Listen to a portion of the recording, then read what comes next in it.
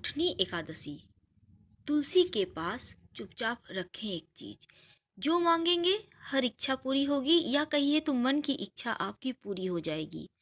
दोस्तों, इस दिन तमाम तरह के कार्य किए जाते हैं, क्योंकि भगवान विष्णु की शादी की सालगिरह मनाया जाता है। इस दिन हम सालगिरह मनाते हैं, और भगवान विष्णु को प्रसन्न करने के लिए वो अभी 4 महीने से लगातार सोए हुए हैं, उनको उठाने के लिए तमाम तरीके हम उपाय करते हैं, उनका विधिवत आदर सत्कार करते हैं और उनका वेलकम करते हैं। तो दोस्तों, ये सभी चीज़ें करने के साथ साथ कुछ आपको छोटे मोटे टोटके भी करना चाहिए। जैसे कि हम इस दिन सुबह में आप स्नान वगैरह करके अपने घर के दोनों मेन दरवाजे के दोनों साइड स्वस्तिक बनाइए, सिंदूर से या फिर हल्दी से। अगर आप धन लाभ चाहते हैं तो हल्दी से बनाइए, सुख समृद्धि चाहते हैं तो सिंदूर से बनाइए।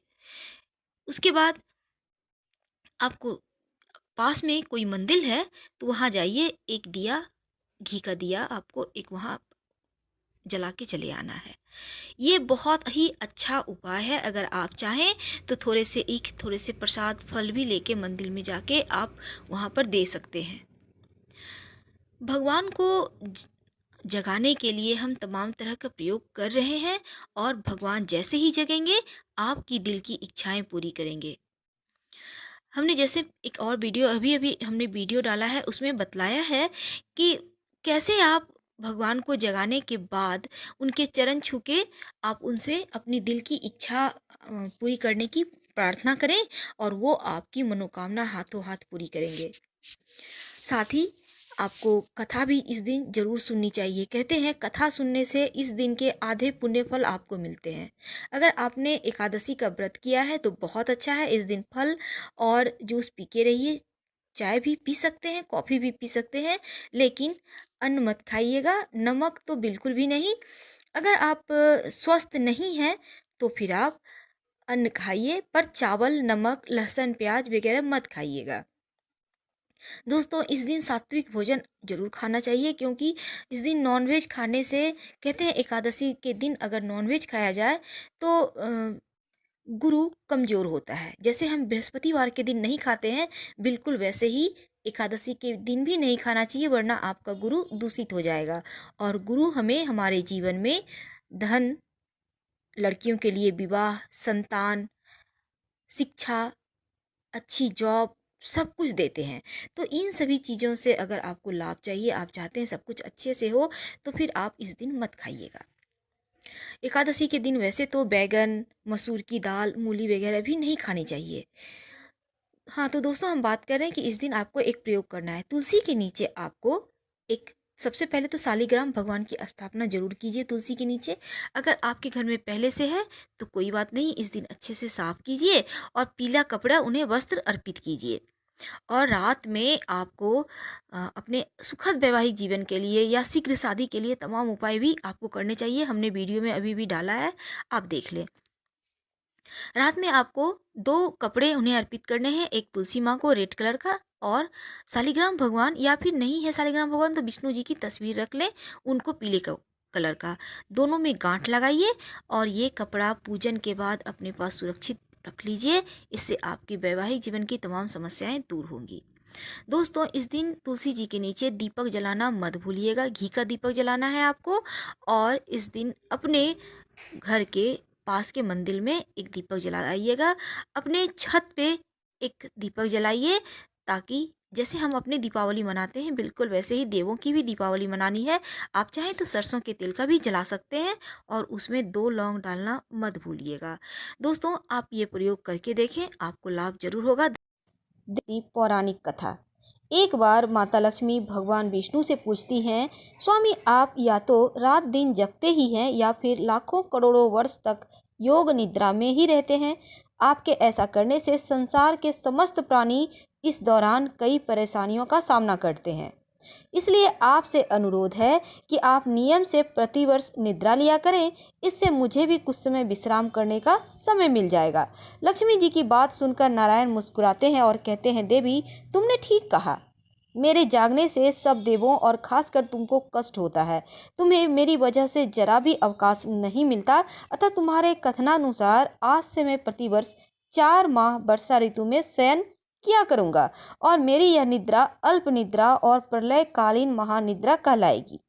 मेरी यह अल्प निद्रा मेरे भक्तों के लिए परम मंगलकारी होगी और इस काल में जो भी मेरे भक्त मेरे शयन की भावना कर मेरी सेवा करेंगे और शयन और उत्थान के उत्सव को आनंद पूर्वक आयोजित करेंगे, उनके घर में आपके साथ निवास करूंगा।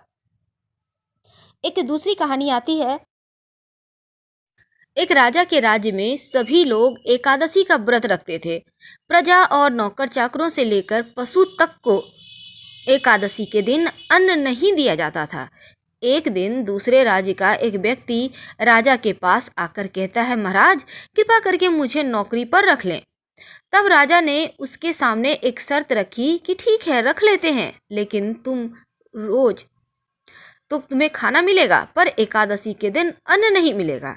उस व्यक्ति ने उस समय हाँ कर दी, पर एकादशी के दिन जब उसे फलाहार का सामान दिया गया तो वह राजा के सामने जाकर गिड़गिड़ा कर कहने लगा, महाराज इससे तो मेरा पेट नहीं भरेगा, मैं भूखा ही मर जाऊंगा, मुझे अन्न दे दो।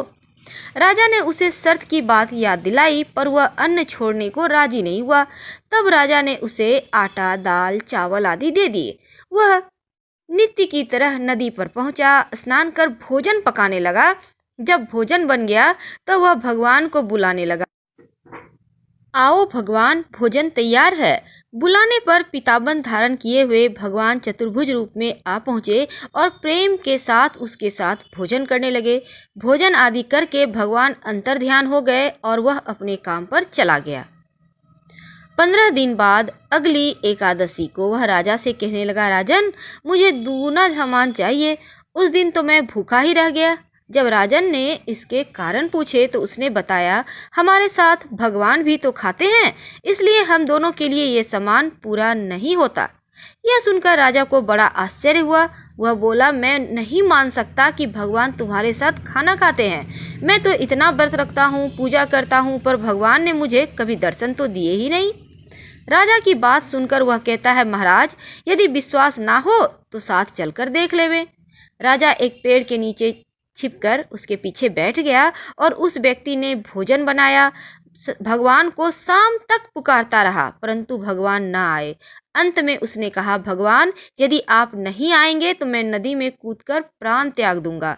लेकिन भगवान फिर भी नहीं आए। तब वह प्राण त्यागने के उद्देश्य से नदी की तरफ बढ़ा। प्राण त्यागने का उसका दृढ़ इरादा जानकर शीघ्र ही भगवान ने प्रकट होकर उसे रोक लिया और साथ बैठकर भोजन करने लगे। खा पीकर उसे अपने विमान में बिठाकर अपने धाम ले गए। यह देख राजा ने सोचा कि व्रत उपवास से तब तक कोई फायदा नहीं होता जब तक मन शुद्ध ना हो। इससे राजा को ज्ञान मिला और वह भी मन से व्रत उपवास करने लगा। अंत में स्वर्ग को प्राप्त हुआ। इसी में एक और कहानी आती है, कहानी के अंत तक बने रहे। एक राजा था, उसके राज्य में प्रजा बहुत सुखी थी। एकादशी को कोई भी अन्न नहीं बेचता था, सभी फलाहार करते थे। एक बार भगवान ने राजा की परीक्षा लेनी चाहिए। भगवान एक सुंदरी का रूप धारण किया और सड़क पर बैठ गए। तभी राजा उधर से निकलता है और सुंदरी को देखकर चकित रह गया। उसने पूछा, हे सुंदरी तुम कौन हो और इस तरह से यहाँ क्यों बैठी हो? तब उस सुंदर स्त्री बने भगवान कहते हैं, मैं निराश्रिता हूँ, नगर में मेरा कोई जान पहचान का नहीं है, किससे सहायता मांगू? राजा उसके रूप पर मोहित हो गया था। वह बोला, तुम मेरे महल में चलकर मेरी रानी बनकर रहो। सुंदर स्त्री कहती है, मैं तुम्हारी बात तो मानूंगी, पर तुम्हें राज्य का अधिकार मुझे सौंपना होगा। राज्य पर मेरा पूर्ण अधिकार होगा। मैं जो भी बनाऊंगी तुम्हें खाना होगा। राजा उसके रूप पर इतना मोहित था कि उसने कुछ सोचा भी नहीं और उसकी सभी शर्तें जो थी वो स्वीकार कर ली। अगले दिन एकादशी थी। रानी ने हुक्म दिया कि बाजारों में अन्य दिनों की तरह अन्न बेचा जाए। उसने घर में मांस, मछली आदि पकवाए और परोस कर राजा से खाने को कहा। यह देख राजा कहता है, रानी आज एकादशी है, मैं तो केवल फलाहार ही करूँगा। तब रानी ने शर्त की याद दिलाई और कहती है, या तो खाना खाओ, नहीं तो मैं बड़े राजकुमार का सिर काट लूँगी। राजा ने अपनी स्थिति बड़ी रानी से कही तो बड़ी रानी बोली, महाराज धर्म ना छोड़ें, बड़े राजकुमार का सिर दे दें। पुत्र तो फिर मिल जाएगा पर धर्म नहीं मिलेगा। इसी दौरान बड़ा राजकुमार खेलकर आ गया। माँ की आंखों में आंसू देखकर वह रोने लगा और कारण पूछने लगा तो माँ ने उसे सारी वस्तु स्थिति बता दी। तब वह कहता है, मैं सिर देने के लिए तैयार हूँ, पिताजी के धर्म की रक्षा होगी, जरूर होगी। राजा दुखी मन से राजकुमार का सिर देने को तैयार हुआ तो रानी के रूप में भगवान विष्णु प्रकट होकर असली बात बताई और कहते हैं, राजन तुम इस कठिन परीक्षा में पास हुए। भगवान ने प्रसन्न मन से राजा से वर मांगने को कहा। तब राजा कहता है, आपका दिया हुआ हमारे पास सब कुछ है, हमारा उद्धार करें। उसी समय वहां पर एक विमान उतरा। राजा ने अपना राज्य पुत्र को सौंपा और विमान में बैठकर परम धाम को चले गए। हर हर महादेव। फिर मिलेंगे।